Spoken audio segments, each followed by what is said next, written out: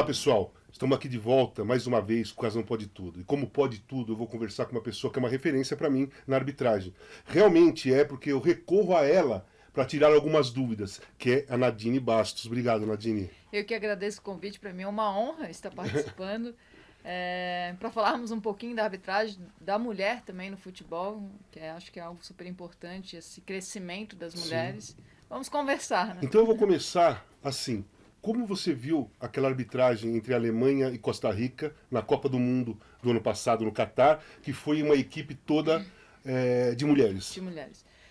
Um momento, assim, super importante, eu acho, assim. Demorou muito, né, para termos mulheres trabalhando uma Copa masculina, mas também é preciso valorizar esse momento que aconteceu por competência, por essas mulheres serem competentes, pela dedicação. Então, quando eu vi a escala em si, eu me emocionei, juro que eu me emocionei. A Neuza estava, né? A Neuza Bach. A Neuza Bach. Até quando ela foi escalada, quando a Neuza foi escalada para ir para a Copa do Mundo masculina, eu juro que eu me emocionei e falei assim, aquele sonho que a gente tinha aconteceu. O que, quando eu ainda estava na arbitragem, eu achei, sinceramente, que era quase impossível. Termos a presença de mulheres na Copa do Mundo masculina, ou até então na Libertadores Sul-Americana, pelo que a gente vivia naquele momento. Então, quando eu vi que isso aconteceu, eu falei, o sonho dela, com certeza, mas é o sonho de muitas mulheres.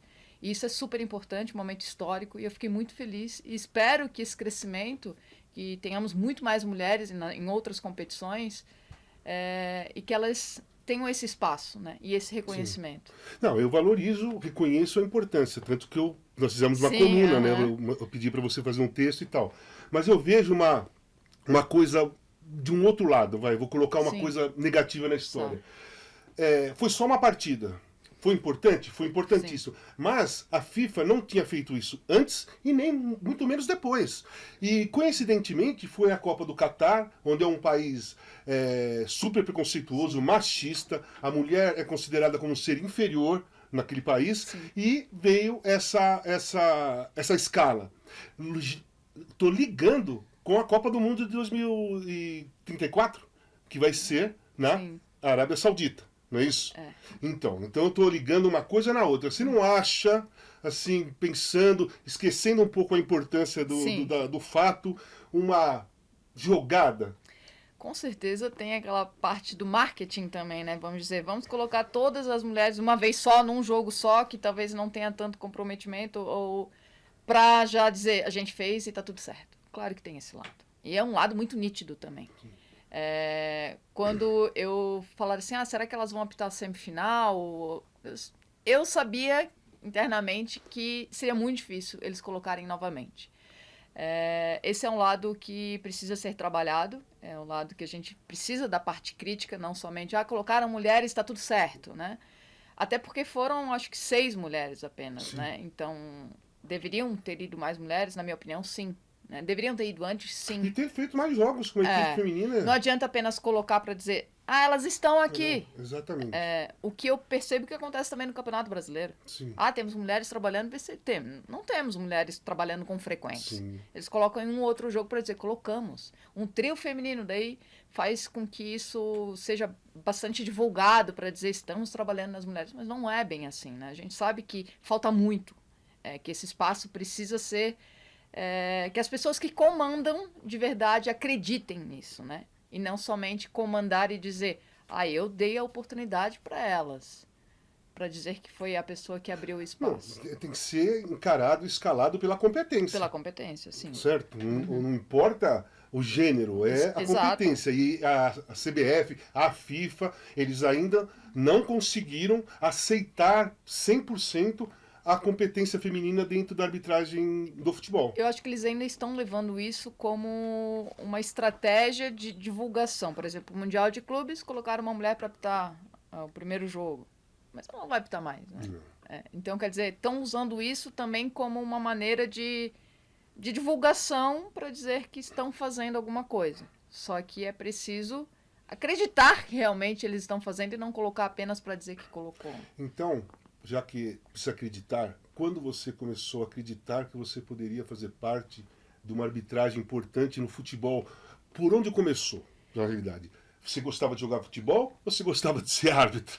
Eu gostava de jogar futebol. Eu confesso que eu nunca pensei, ai, quero ser árbitra de futebol. Não, até porque nem sabia que existia a possibilidade disso acontecer. Então, eu jogava futebol e pelo preconceito que tinha com o futebol feminino, que a gente ainda sabe que existe muito, não tinham muitos times, né, quando eu era mais nova. Então, eu tinha muita dificuldade, porque não tinha mulheres para jogar. Então, eu tinha que jogar com meu irmão, com os meninos do colégio e tal. E eu sentia muito preconceito em relação a isso. Como ela tá jogando? Vai brincar de boneca, vai fazer outra coisa. Então, meio que isso te deixa sem acreditar que é possível você jogar, né? Você começa a ir em relação à sociedade e dizer, não, esse esporte não é para mim, então eu não posso jogar. E parei de jogar futebol quando eu tinha lá uns 15 anos. E depois veio essa parte da arbitragem, mas não foi algo que eu pensei. Eu sempre quis estar em contato com o futebol. Eu tive essa oportunidade, uma amiga ia fazer o curso de arbitragem, era a única mulher que ia fazer, eram 30 homens. E naquela semana eu encontrei ela, e ela falou, eu vou fazer o curso de arbitragem, só tem eu de mulher. Será que você não quer fazer comigo, já que você gosta de futebol? Eu falei, olha, árbitra. Juro que eu não tinha, eu acompanhava futebol, claro, mas nunca tinha analisado o árbitro em si, né? Quando eu tô assistindo o jogo hoje, eu olho muito mais o árbitro do que o jogo em si, assim, eu fico olhando o posicionamento, o que ele tá fazendo. E antes não, eu dava prioridade, como qualquer outro torcedor, para a equipe que está jogando. Então eu comecei a mudar essa fichinha e eu falei, é possível. E quando eu fiz o curso, eu me identifiquei muito com a dificuldade de estar ali. Mas também confesso que eu fui muito, não tive incentivo nenhum de dizer, é possível você trabalhar. Até porque a minha vontade era ser árbitra central.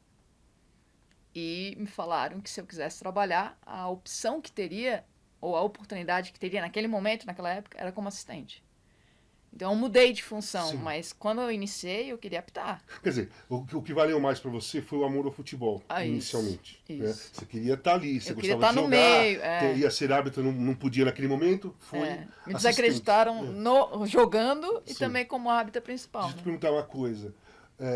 O Brasil é um país com um machismo estrutural muito forte, Sim. em todos os segmentos, principalmente no futebol. Fui jogador, ouvi e acompanho, né, desde sempre.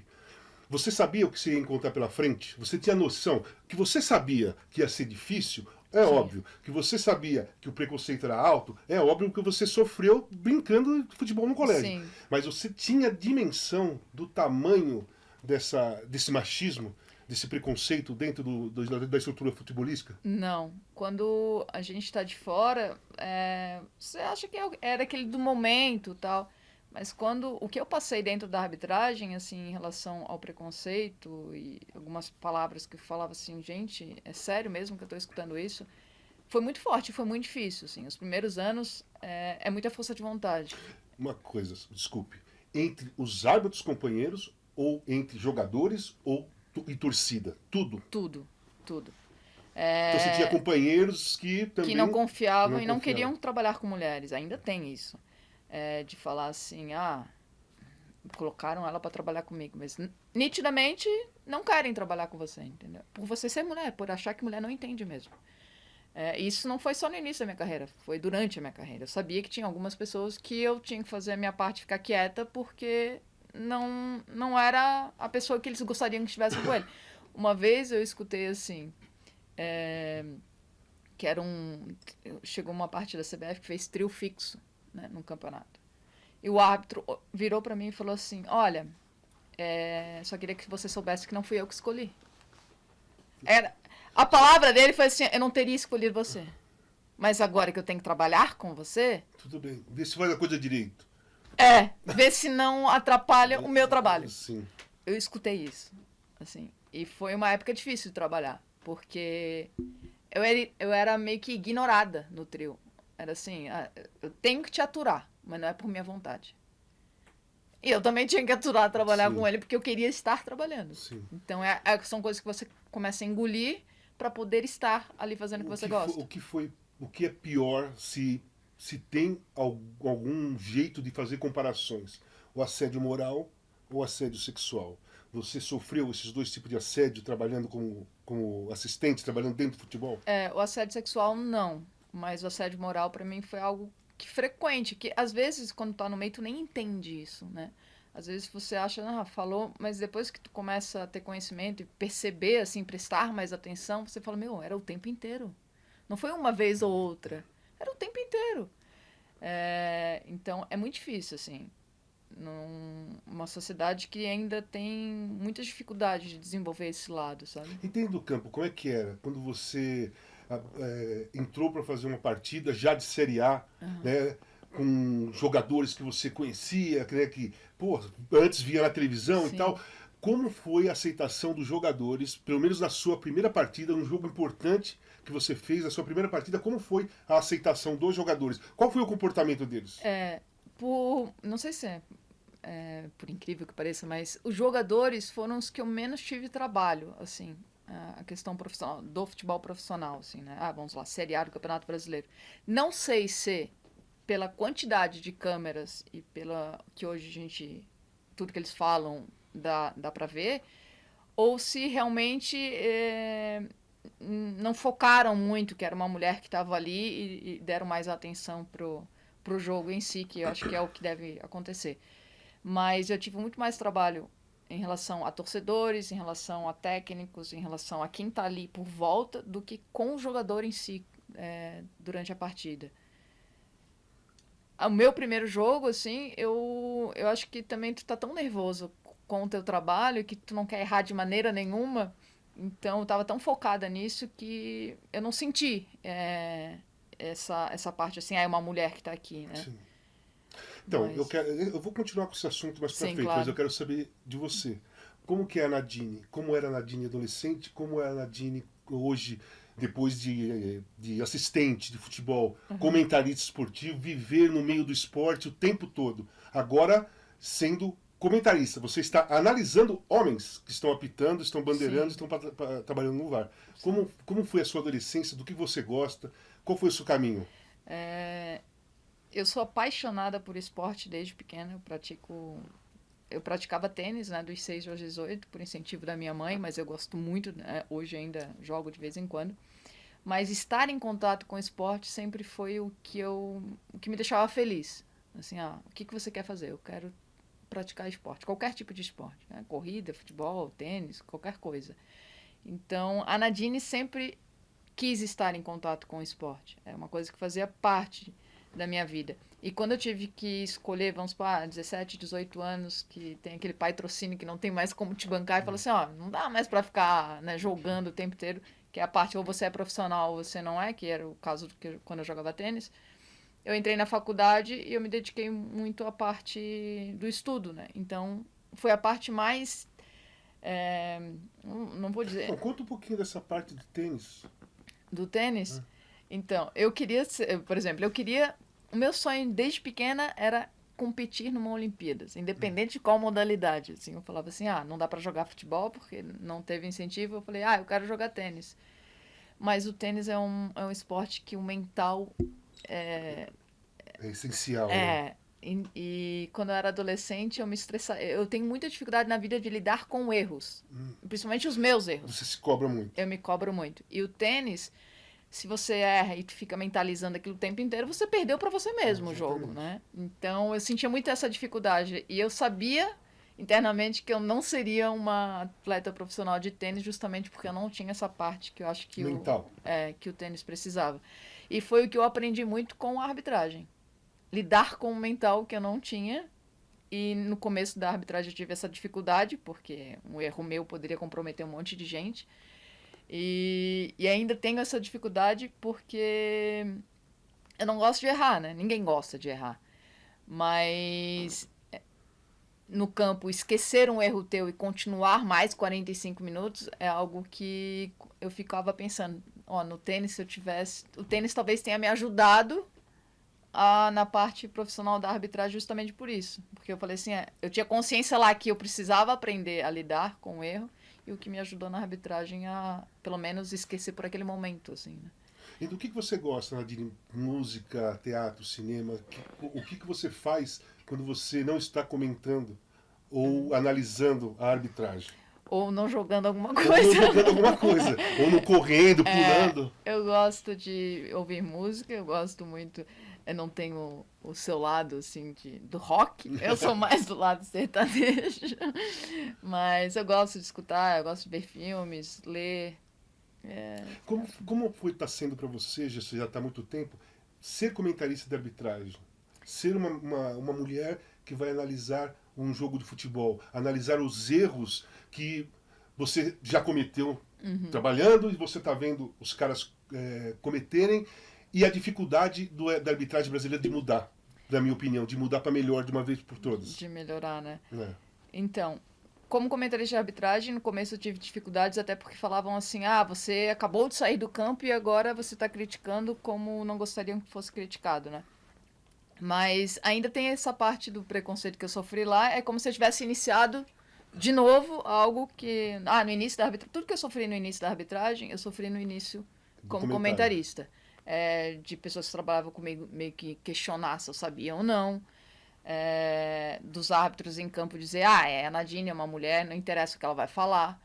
Então, lidar com isso também foi bem difícil. Hoje, vai fazer 7 anos que eu tô nessa função de comentarista. Você fez ESPN, né? Que era Fox na época, né? Agora, hoje Fox, ESPN. Aí foi Sport TV, aí Isso. você está no SBT, não é essa a trajetória? Essa é a trajetória. E... assim, hoje eu me sinto muito confortável na função, porque eu sei que vai existir pessoas que vão me criticar, independente se eu estou falando que eles concordam ou não. Mas eu tento sempre ver se a crítica vai me acrescentar em alguma coisa, porque eu acho que a gente aprende todo dia, né? Sim. Então, eu gosto de escutar outras pessoas para saber se, eu posso melhorar aqui, eu posso melhorar ali. E até os árbitros mesmo, assim, para ter essa... do que, como você falou, eles precisam melhorar, sim, assim como... eu acho que a gente ainda precisa melhorar muito na comunicação do que é a regra do jogo para o público, né? Sim. Quais são as palavras, o que eles estão entendendo de fato. Porque eu escuto eles falarem assim, a regra muda o tempo inteiro. E, de fato, existem muitas coisas que no ano passado, já agora, eles viram que não deu certo e vão mudar o conceito, entendeu? Então, eu gosto muito de tentar entender se a minha comunicação com o público está sendo clara. E por isso que eu analiso, assim. Eu também, né, quando comecei a ser comentarista, eu tive o mesmo problema. Os jogadores não aceitavam Isso. a minha crítica. Pô, o cara é jogador, agora tá me criticando. Enfim. Já errou assim também e agora tá falando. E eu falo, mas sim, tem errei, que ter né? batido daquele jeito, mas eu também já errei, mas eu tô comentando o cara, não preciso contar a minha história, né? Sim. E o que eu queria saber é assim, como você vê as regras do jogo, porque o público, você entende as regras. Eu sabia jogar, sei as regras, nem Sim. todas, mas sei. Mas o público não é do meio. Você tem que ter uma linguagem fácil, uma linguagem que o cara que está vendo em casa fala, entendi o que ela quis dizer. Que linguagem você usa? Você usa muita linguagem técnica? Então, quando eu comecei, que era a TV fechada, que era a Fox, que seria um público que talvez assista mais futebol com mais frequência, eu usava termos técnicos que eram termos da arbitragem, que eu tinha acabado de sair do campo. Sim. E era o que eu usava em campo, né, com a equipe. Mas, com a ajuda de alguns profissionais, eles falaram, Nadine, a gente não está entendendo. Então, acho que você precisa mudar um pouco, porque se a gente que trabalha no meio, às vezes, não consegue entender, para o público vai ficar mais difícil. Isso foi, para mim, uma crítica construtiva, porque eu falei assim, para mim era automático falar dessa maneira. Sim, claro. E para muitas pessoas, eu não sabe nem o que eu tô falando. Ela falou, mas não falou nada, né? Como, por exemplo, eu tinha costume de falar, uma falta temerária.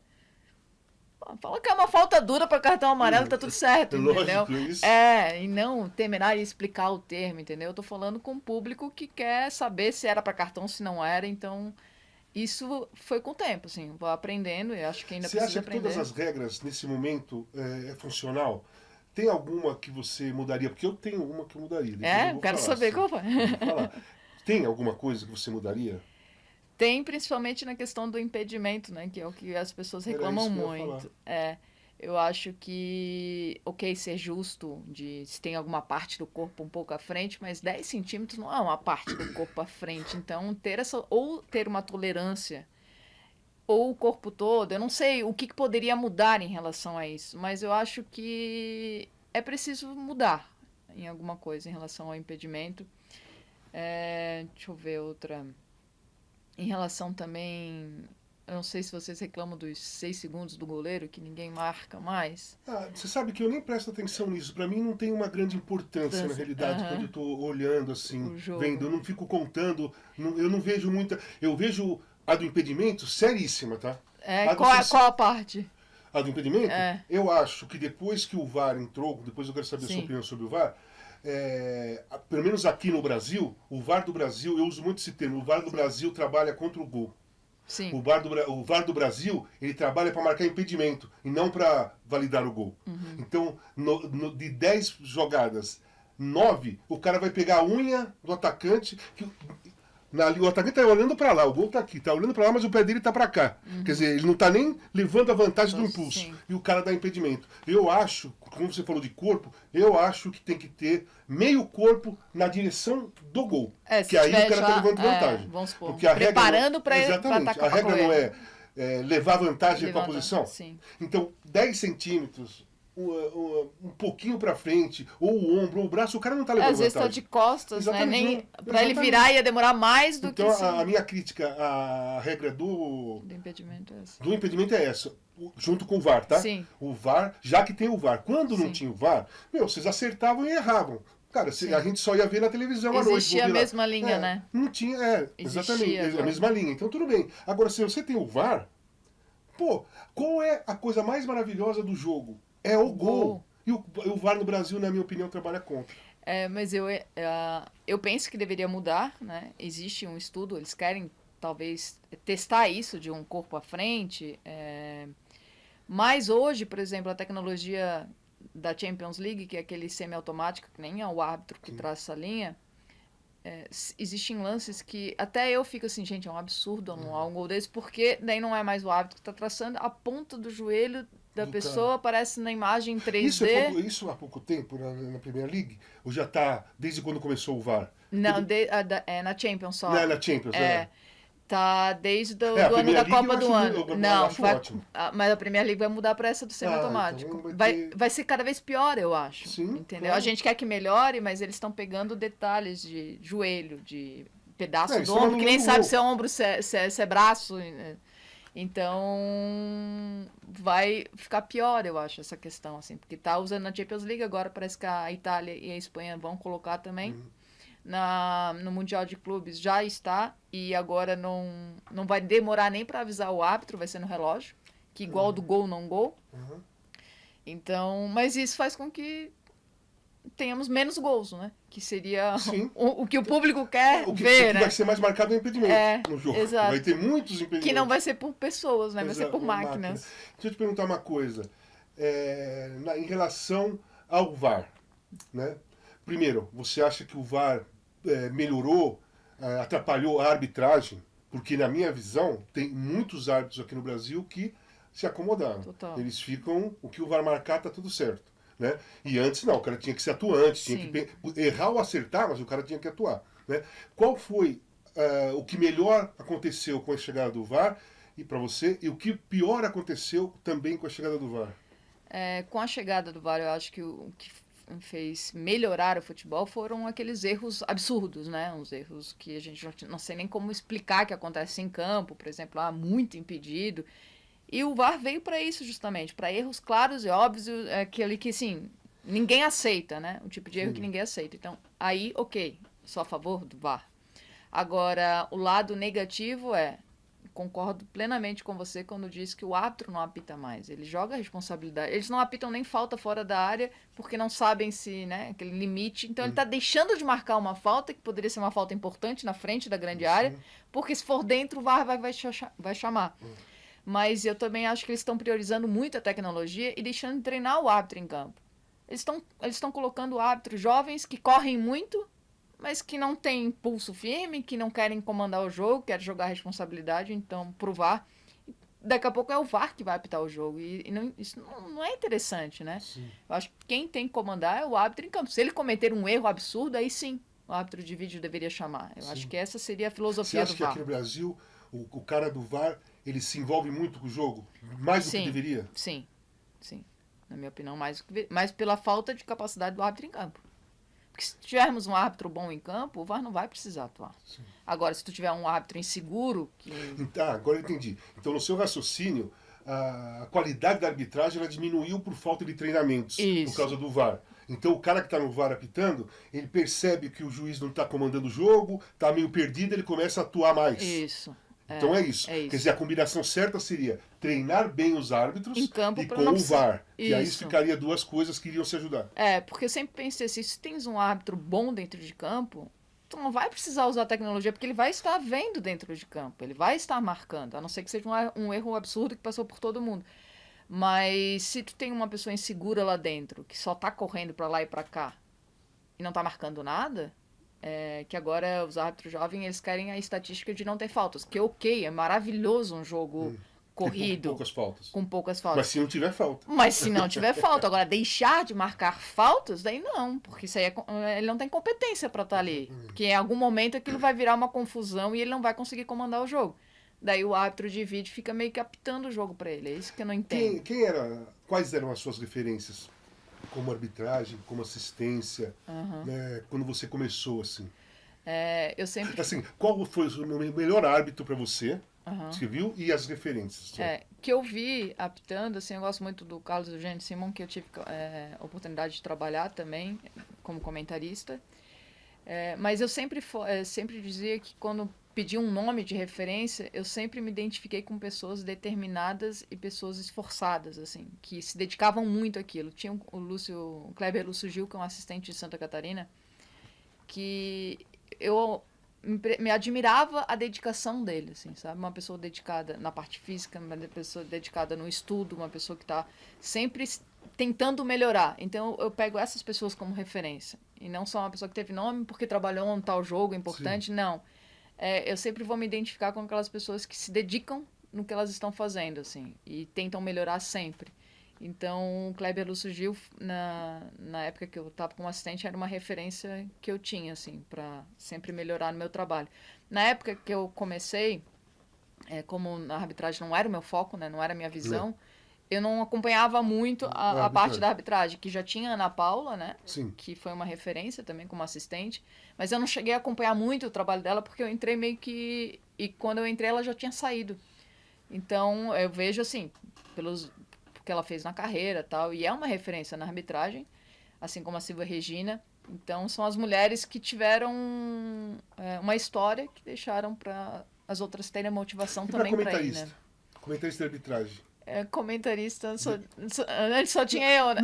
Não, mulher, no geral. No geral, você comentar. Arnaldo César Coelho é uma inspiração, né? Eu acho que abriu portas para todo mundo. Até mandar um abraço para ele, que é uma pessoa que eu admiro muito. E eu sempre tive essa referência. Assim. Tecnicamente, o comentário do Arnaldo é muito bom, né? Era ótimo, porque ele falava o popular. Isso. E a pessoa, o cara que estava vendo o jogo... Simples e entendia. E objetivo, eu também acho. Assim. Eu sou fã do Arnaldo, sou amigo muito pessoal do Arnaldo, né? Mas quando eu apitava e quando ele comentava, eu achava bem legal. Eu gostava de ficar ouvindo o comentário dele. O Arnaldo realmente é uma referência, até para uma arbitragem, né? Sim. Tanto como árbitro em campo, como... Então, hoje em dia, quem é bom? Eu não vou perguntar quem é ruim, tá? Que é uma bem, mais difícil, bem chata. Né? Mas quem é bom? Quem é bom e boa árbitro e assistente para você, tanto homem como mulher? Eu acho o Rafael Claus um árbitro bom, que acho que hoje ele se destaca no futebol brasileiro, até pela maneira de lidar com o jogo, de controlar, de tentar deixar o jogo seguir mais e conversar mais com os jogadores, não se impor de uma maneira ríspida, autoritária, assim. Então, acho que ele hoje é um dos melhores.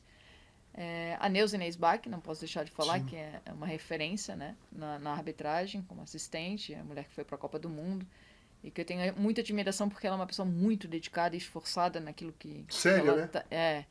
Então, essas pessoas, a Edna também, que vem como árbitra principal, são referências, assim, eu acho que são pessoas que se dedicam muito e eu acho que se destacam nesse meio, assim. Você acha que quando as mulheres entraram na arbitragem e começaram a ter mais visibilidade, transmissões ao vivo, jogos importantes, algumas se perderam no caminho entre ser a celebridade, árbitro Sim. e assistente? Você acha que isso atrapalhou inicialmente? Que hoje não. Eu falei da Neuza séria, na seriedade que eu falei, é exatamente isso. Você vê, eu olho os jogos que a Neuza tá trabalhando, é assistente. Tá ali para fazer aquele trabalho, né? Exatamente. E na questão. Acho que sim, acho que muitas meninas, elas, talvez, não sei se elas sabiam realmente como era a vivência, né? Nesse meio. A exposição, A exposição. E algumas, acho que focaram mais na evidência, né? De estar aparecendo na televisão. Não só mulheres, homens também. Sim, todos, né? E que dava para perceber que estavam mais preocupados em estar em evidência na televisão do que preocupados em trabalhar e fazer um trabalho bom, né? Então, acho que existe esse... E quando eu comecei... a Ana Paula, ela tinha, né, posado na revista e tal, então muitas pessoas achavam que, da questão do preconceito ou da dúvida se eu gostava de futebol ou não, justamente teve esse meio de falar assim, você quer, o que você quer, na verdade, né? Então, também teve esse questionamento quando... Porque esse questionamento é real, né? Sim. Não pode desqualificar. Isso. Não é porque ela pousou que ela não sabia claro nada. Que não. Ela teve uma escolha, ela fez uma escolha. Isso. E realmente, aí a pergunta é pertinente. Sim. O que você quer fazer, né?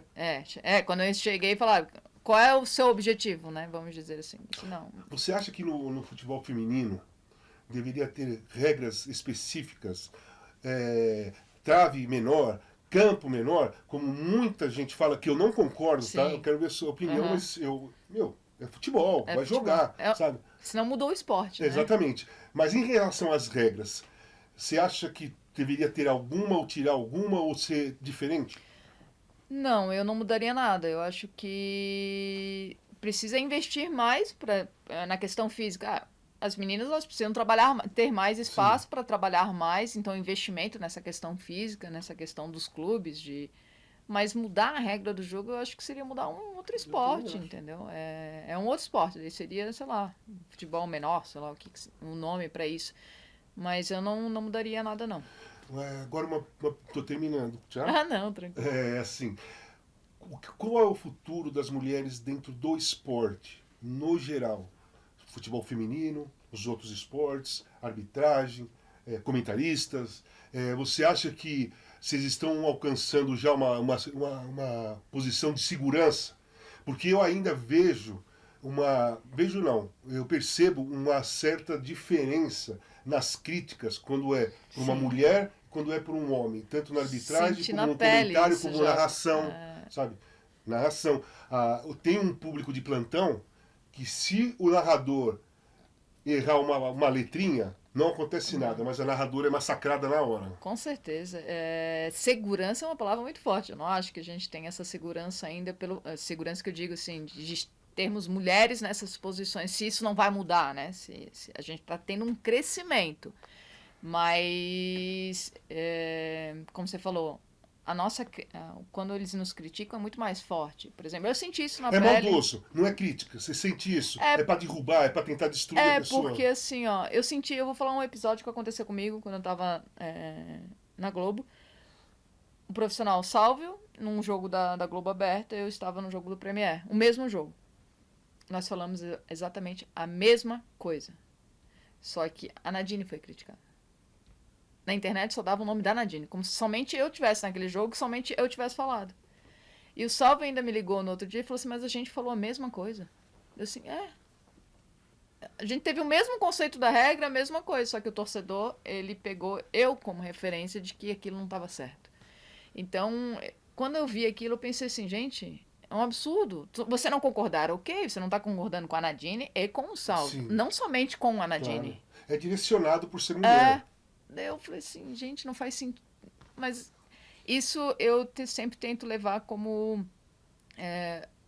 para me deixar mais forte. Falo assim, se eles querem me derrubar, eles não vão conseguir. Você já testou não ler, por exemplo? Sim. Eu me afastei das redes sociais por muito tempo. Hoje eu confesso que eu não leio.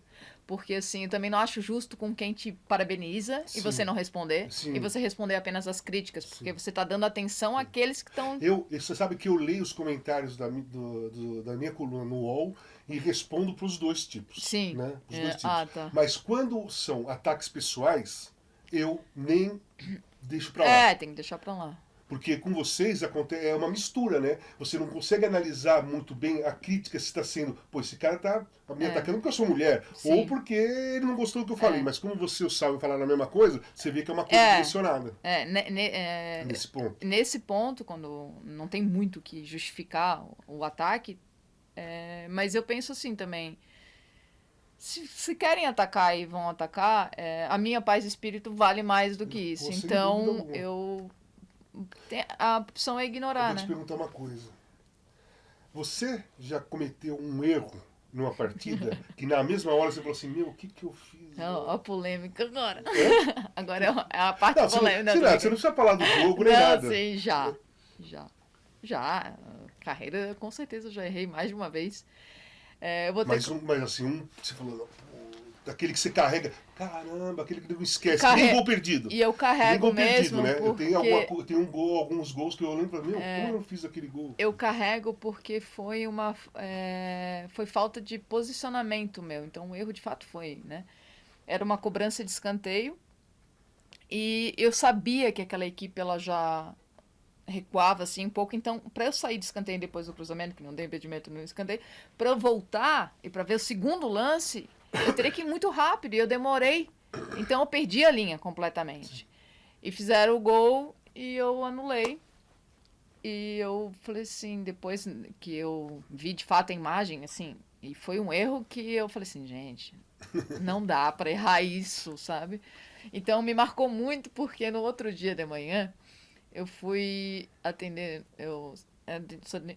trabalhava como dentista, né?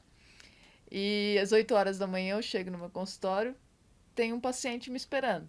Ele fala assim, a doutora roubou o meu time. E eu, de fato, tinha errado, né? E aquele erro já tava doendo a minha alma. Daí eu falei assim, você não tem amor à sua vida, porque eu vou botar uma agulha na sua boca. Vou pegar uma maquininha. Mas é um erro que me marcou, Agora assim. você fala, como que você dividiu as atenções entre ser árbitra, comentarista, dentista, a faculdade? Meu, agora que você falou, realmente eu tinha me esquecido dessa sua formação.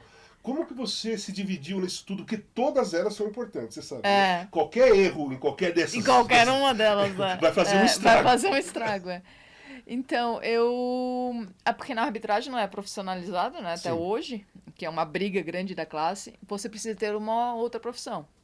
Então, até porque se eu erro no jogo e não sou escalada... Nadine, mas você não tem uma outra qualquer profissão, você é uma doutora. Eu tinha então, tu tinha que conciliar, e era muito difícil até pela questão de tempo, de a gente viajar sempre, né? Mas foram 12 anos conciliando as duas coisas e graças a Deus deu tudo certo. Já que você falou do profissionalismo, o que você acha disso? Você acha que é uma forma de solucionar alguns problemas de arbitragem profissionalizando? Com certeza a parte de treinamento, principalmente, porque você precisa se dedicar, ter um tempo exclusivo para isso. Não dá para fazer que nem eu fazia, atendia o dia inteiro e às 8 horas da noite eu ia treinar, cansada já. E então acho que, como qualquer outra profissão, você tem que trabalhar de manhã à tarde naquilo que você está fazendo, até para trabalhar no campo, para ter uma padronização. Mas eu também acho que é preciso ter como o jogador de futebol tem um clube, Sim. Tem um centro de treinamento. Eu acho que a arbitragem deveria ter também. Você já trabalhou de manhã e de tarde, como você falou, como de noite. E à noite você foi bandeirar uma partida importante, por acaso? Cansada? Sim. Não uma vez só, mais de uma vez. De ter que sair um pouco mais cedo para não pegar o trânsito, chegar assim. Foi com frequência, por sinal. De acontecer algum problema durante o dia, num outro trabalho, você já chegar estressado, cansado, e você chega no estádio de futebol. Tenho 2 quadros nesse programa, que um chama Virando o Jogo, que você vai ter a possibilidade de me fazer algumas perguntas, aquelas que você quiser, que eu vou te responder, porque o jogo virou. Você é a entrevistadora e eu vou te responder. Eu já começo a fazer uma pergunta, então? Pode fazer 1, 2, 3, o que vier na sua cabeça. Tá. O que você acha que precisa melhorar no comportamento do jogador de futebol em relação à arbitragem? Cara, tem que mudar muita coisa. Primeiro, o que me incomoda é toda hora, todo jogo, põe a mão no rosto e cai no chão. Hoje tem a imagem. Quando eu entrei na televisão para comentar, tinha um diretor, saudoso diretor na TV Globo, o Marco Mora, ele falava assim, Casão, não briga com a imagem, cara. Se você estiver comentando um lance que já aconteceu, fica olhando o seu monitor, Sim. porque se você vai falar uma coisa que você não deu para ver ali ao vivo, você vai ver que você está falando outra coisa. E eu acho que os jogadores, eles estão brigando com a imagem. Porque eles, de 10, 9 a mão, cotovelo, não passa nem perto, nem a bola pegou, os caras põem a mão no rosto e caem no chão e ficam lá, e entra a maca, e vai lá, o cara sai e volta. Isso acontece nos Jogos do Brasil, cara, 5, 6 vezes na partida. Eu acho que isso não é só um erro que atrapalha a arbitragem, porque coloca a torcida contra o cara, contra o árbitro, né? Sim. Porque a torcida não está olhando, Sim. pô, o cara deu cotovelada, tem que ser expulso e tal. Coloca a torcida contra o cara. Mas também atrapalha o desenvolvimento do jogo. Sim. O jogo não corre, não acontece nada, sabe? Então eu acho que isso é uma das coisas do comportamento. E a outra é reclamar por tudo, rodinha. Os caras discutem lateral. Sai um lateral no meio campo, o Bandeira dá para um time, os caras cercam o Bandeira, cercam o árbitro por causa do lateral. Então, o que eu acho é o seguinte, Nadine, falta educação futebolística dentro do campo, sabe? Porque tem educação de motorista, Sim. né? Você não xingar, não brincar, né? E tem que ter a educação futebolística. Aquela educação de você respeitar não só as outras pessoas, mas respeitar o jogo. Eles não respeitam o jogo. Mais do que não respeitar o árbitro, a torcida e o adversário, eles não respeitam o jogo. E eu tenho uma curiosidade também. Por que tu acha que jogador brasileiro, por exemplo, fora do Brasil ele tem um comportamento em relação à arbitragem e no Brasil ele tem outro comportamento? Então, mas não é só arbitragem, tá? O comportamento do jogador é totalmente modificado. Porque eu assisto todos os campeonatos e tem jogador brasileiro no campeonato inglês que não reclama? Não reclama, joga a bola tranquilo, aí vem pra seleção brasileira, põe a mão no rosto e cai no chão. Exato. Então, o que acontece com eles? Eu não sei, sabe, que eu acho o seguinte, que eles se adaptam ou voltam ao comportamento quando eles estão todo mundo junto. Você, seleção brasileira, você encontra todo mundo junto, mesmo sendo a maioria de fora, eles estão aqui no Brasil, eles voltam a ter aquele comportamento que o brasileiro tem, o jogador brasileiro tem. Lá fora eles são minorias. É minoria. Lá fora é minoria. Daí ele respeita. Então, a estrutura e a cultura do país, ela já está totalmente feita. Então eles entram ali naquele negócio. Mas quando eles vêm para cá, eu vou usar a palavra que eu uso muito. Quando eles vêm para cá, eles ficam mimados. Quando eles estão lá, que mandam, né? Quando eles estão lá, eles são mais focados, centrados. Quando eles vêm para cá, parece que vira um bando de criancinha se juntando para ir bater uma bolinha na quadra da escola. É isso que eu acho. Eu vou fazer mais uma pergunta. Pode fazer. Agora. Qual o erro que você acha que não admite que um árbitro possa cometer? Cara, como centroavante, né, eu gostava de fazer gol. Então, o meu incômodo é um impedimento. Eu não aceito um impedimento marcado que logo que você está olhando, você já percebe que não está impedido. Sabe? Uma movimentação de zagueiro saindo, o atacante entrando, ou uma linha que a linha está saindo, o cara vem lá de trás e passa, e o assistente se apavora e levanta a bandeira. Hoje, tudo bem, você é corrigido. Sim. Né? Se corrige por causa do árbitro. Termina a jogada, o cara faz o gol, o juiz anula, não, foi gol, beleza. Mas antigamente não tinha o VAR. Sim. E às vezes eu fico vendo lances antigos do Corinthians, na época que eu jogava, cara, eu fico olhando assim, os melhores momentos, eu falo, como que o cara deu um impedimento aí nessa jogada?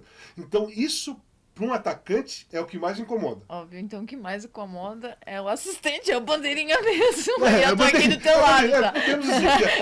O que mais te incomoda? Que o assistente me incomoda. E hoje o VAR. Mas você sabe que eu nunca tive problema com arbitragem. Sim. Eu era um cara que eu jogava, eu sou muito focado, sabe, entro mesmo na partida, mas pouquíssimas vezes eu fui expulso por um ato violento, uma cotovelada ou uma reclamação mais acentuosa, sabe? Eu era um cara mais de boa. Agora tem outro quadro, que é o último, tá? Chama Lado B. Vamos supor, Nadine, que você fosse um disco de vinil.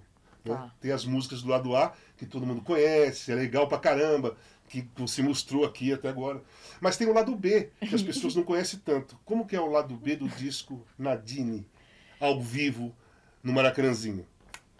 É complicado, hein? Tem o lado B, não é assim tão... Não, mas assim, o lado B não necessariamente é um lado ruim. O lado B é que nem um disco, vou te explicar. Tá. Tem discos que no lado A tem músicas tão boas que as pessoas só ouvem aquele lado e acabam esquecendo 2, 3 músicas maravilhosas que estão no lado B. Não necessariamente é ruim. Eu sou uma pessoa extremamente perfeccionista, detalhista com as coisas. Eu acho que isso às vezes me afeta negativamente pelo fato de querer sempre... Afeta isso em relacionamentos, por exemplo? Muito, também. Porque, como eu falei antes, tem dificuldade com erros. Às vezes a minha cobrança é tão grande comigo que eu acabo passando isso para as outras pessoas também. De achar que todo mundo tem que estar no máximo do que pode. Assim. O mínimo erro possível. O mínimo erro possível. E não é assim, né? Eu tenho consciência que não é assim, mas o meu mecanismo já... É como se estivesse me prejudicando assim automático mesmo, né? A consciência sabe, mas o subconsciente continua agindo dessa maneira. Então isso é algo que eu preciso lidar assim bastante, que é difícil para mim. E eu não tenho tanta paciência também, apesar de acharem que eu sou mais calma, mas eu não sou tanto. Não sei mais. Não, eu tenho mais 2, então, rapidinho, que vem na minha cabeça. Como você lidava com a pressão dos jogadores indo pra cima de você, se você marcasse um impedimento, um erro, aquela rodinha? Tinha xingamento, falta de educação, desqualificação por ser mulher? O que você ouvia, cara? Não, isso aí com certeza, né? A pressão. Eu sempre gostei muito de trabalhar sob pressão. Sim. Porque eu acho que foca mais, se concentra mais. Então, quando falam, você gostava de trabalhar em estádio lotado ou estádio... lotado. Se tiver que esperar, mesmo que estejam só cantando no meu ouvido e me xingando, mas eu preferia trabalhar no estádio lotado. Essa pressão, eu escutava assim, xingamentos, reclamações de forma assintosa, mas graças a Deus na minha carreira não teve nunca ninguém que veio pra cima de forma de me agredir, assim, né? Mas com as palavras, sim. Então, eu tentava manter o equilíbrio que eu acho que eu aprendi com o tênis. Essa parte de manter centrado, assim, e não reagir da mesma maneira. Eu nunca reagi. Entendi. Se alguém vem, eu jamais fui na reação. Assim. Então, para terminar mesmo, é o seguinte, é muito simples essa pergunta. Tá. Beatles ou Leandro e Leonardo? Beatles. É só porque eu falei que eu gosto do Leandro e Leonardo, mas né, nessa comparação eu ainda estou com você no Beatles. Então tá bom. Obrigado, Nadine. Adorei, espero que você tenha gostado. Eu adorei. Aí, Nadine Bastos.